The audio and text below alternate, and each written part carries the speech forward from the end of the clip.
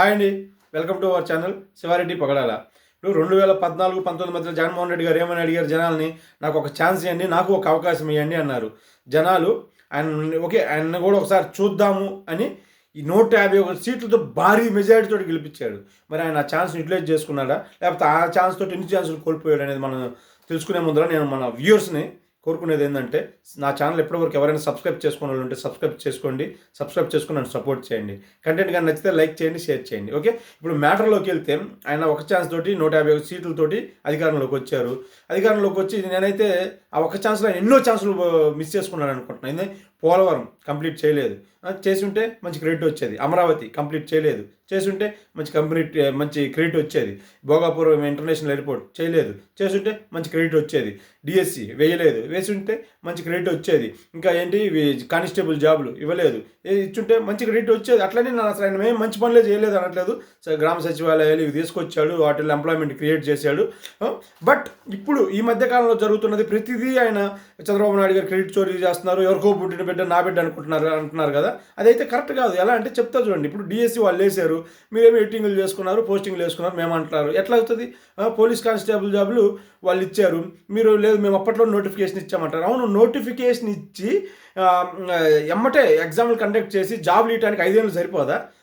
మీరు కాలయాపన చేశారు, ఇవ్వకుండా ఏదో నోటిఫికేషన్ పేరుతో మోసం చేశారు. అది డిఎస్సి వాళ్ళకి తెలుసు, అది పోలీస్ కానిస్టేబుల్ వాళ్ళకి తెలుసు, అందరికీ ఆ జాబుల కోసం పోరాడుతున్న వాళ్ళందరికీ.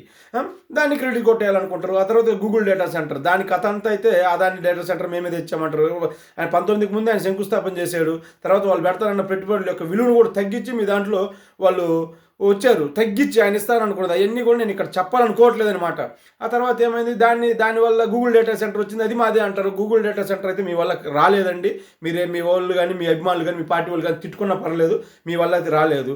దాన్ని కూడా మీరు క్రెడిట్ చోరీ చేయాలనుకుంటున్నారు. ఎవరికో పుట్టిన పెట్టిన మీరు అని చెప్పుకోవట్లేదు. ఇప్పుడు ఇంకా చూసుకుంటే భోగాపురం ఇంటర్నేషనల్ ఎయిర్పోర్ట్ ఉందండి, మీరు చేయలేదంటలేదు, దాంట్లో మీ పాత్ర ఉంది. కాకపోతే మొత్తం నిన్నే చేశానని చెప్పుకుంటున్నారు. చూసారా, అది తప్పు.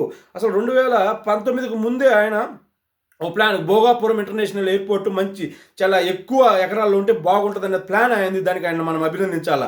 అప్పుడు మీరు ఏమన్నారు, ఎర్రబస్సు లేని ఊరికి ఎయిర్పోర్ట్ ఎందుకన్నారు, పక్కనే ఉండే వైజాగ్ ఎయిర్పోర్ట్ చాలదా, 15 నాటికల్ మైల్స్ ఇంత 20 నాటికల్ మైల్స్ 2 ఎయిర్పోర్ట్లు అవసరం, అసలు ఆనే ఎగలు దొప్పుకుంటుంటే అని అన్నారు. అసలు అది మన కంట్రోల్లో లేదు సార్, అది ఆర్మీ కంట్రోల్లో పోతుంది, అది మనకు అక్కర్లేదు.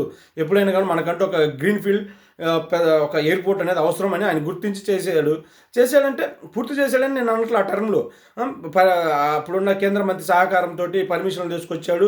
ఆయన ఒక పనికి అనేది పూనుకున్నాడు. అక్కడ వరకు మనం అప్రిషియేట్ చేయాలి. ఆ తర్వాత మీరు 2023 మేలో శంకుస్థాపన చేశారు. అంతకుముందు ఆ పర్మిషన్లు మీరు అన్నీ అవ్వవా? 4 ఏళ్ళు పట్టిందా చేయాలనుకుంటే? అంతకు చేయొచ్చు కదా. మీ వాళ్ళు అంటారు కదా, ఇదే కట్టలేకపోయినారు, ఇంత తొందరలో అదే కట్టినారని ఎలా అని. ఆ 4 ఏళ్ళు పట్టింది మీకు అది. ఆ తర్వాత మేలో శంకుస్థాపన చేస్తే నవంబర్లోకి పనులు స్టార్ట్ చేస్తే 3 నెలలు మీరు ఆపద్దరు ముఖ్యమంత్రి అయ్యారు సార్. మీరు ఎట్లా 100% కంప్లీట్ చేశారు? ఇప్పుడు మీరు ఎట్లా క్రెడిట్ తీసుకోగలరు సార్? మీ పాత్ర ఉంది, లేదనట్లేదు. కంప్లీట్ క్రెడిట్ అయితే మీకు రాదండి. ఇంకా మీ అభిమానులు పార్టీ కార్యకర్తలు నాతోటి కింద వాదిస్తున్నారనమాట. ఏమని, పోలవరం కూడా ఆయన 19లోపు ఏం చేయలేదు, మొత్తం మేమే చేసినామని. ఏం చేసినారు సార్ మీరు? మీ ఇరిగేషన్ మంత్రులు కానీ మీరు కానీ అప్పట్లో ఎటువంటి భాష మాట్లాడి అసలు పోలవరం అంటేనే మాకు తెలియదన్న మాటలు రికార్డెడ్ లేవా, వీడియోలు లేవా? పోలవరం అంటేనే అది చాలా కాంప్లికేటెడ్ ప్రాజెక్ట్, అది అసలు కంప్లీట్ అవ్వదు, అది నాకు కూడా అర్థం కాలేదు, ఎవరికి అర్థం కాలేదు అన్న మాటలు ఆన్ రికార్డెడ్ లేవా? అయినా కానీ మీరు ఎట్లా క్రెడిట్ తీసుకుంటారు? రేపు అది దానికి కూడా మేమే మా మహానేత వైఎస్ రాజశేఖర రెడ్డి మా జగనన్న వల్లే ఇది అయిందని దానికి కూడా మీరు క్రెడిట్ చోరీకి పాల్పడతారు. ఇప్పుడు ఇక్కడ క్రెడిట్ చోరీకి పాల్పడుతుందే మీరే సార్. అర్థమైంది? మీరు దానివల్ల ఏమైందంటే మీరు కొన్ని చేసిన పనులు కూడా జనాలు మీరు చేసినారని యాక్సెప్ట్ చేయలేకపోతున్నారు. మీరు నిజంగా నిజాయితీగా మీరు చేసినట్టు చెప్పుకోండి. ఇది గ్రామ సచివాలయాలు ఇవి ఖచ్చితంగా అందరూ మిమ్మల్ని నమ్ముతారు. చేయనట్టు ఒప్పుకోండి. మీ పాత్ర ఉన్నది మీ పాత్ర ఉన్నంతవరకు చెప్పుకోండి, బాగుంటుంది. అంతేగాని ప్రతిదీ అవతల వాళ్ళు ఏం లేదు, మొత్తం లేదు, ఎవరో పెట్టిన వాళ్ళు చేసుకుంటున్నారంటే జనాలకు అన్నీ తెలుసు. ఈరోజు జనాలు రాజకీయ నాయకుల కంటే జనాలే అందరికంటే తెలివి కలవాలి సార్.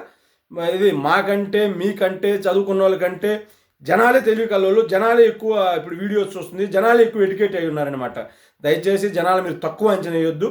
మీ యొక్క తప్పుల్ని అంచనా వేసుకొని వాటి నుంచి నేర్చుకొని ముందుకెళ్తే ఖచ్చితంగా ఈసారి మీరు అధికారంలోకి వస్తారు. లేకపోతే అదొక భ్రమలాగే మేము అని అనుకుంటున్నాం. మరి థ్యాంక్ యూ.